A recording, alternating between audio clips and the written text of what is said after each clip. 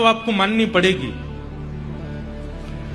आपका वृंदावन से प्रति प्रेम, आपका किशोरी जी के प्रति प्रेम, आपका राधा रमण जी, राधा वल्लभ जी, बिहारी जी के प्रति प्रेम, ये इस जन्म में अगर हुआ है तो ये इस जन्म का नहीं है, ये पूर्व का है।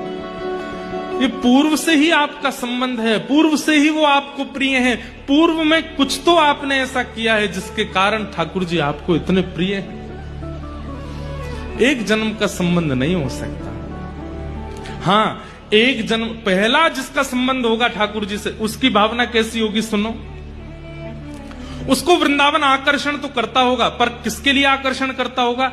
बस वृंदावन जाकर के खाना अच्छा लगता है, वहां जीव के स्वाद मिल जाते हैं। वृंदावन जाकर के रहना अच्छा लगता है, वहां पे भीड़ भाड़ रहती है, कूद कूद करके सब लोग कीर्तन करते हैं, ये अच्छा लगता है।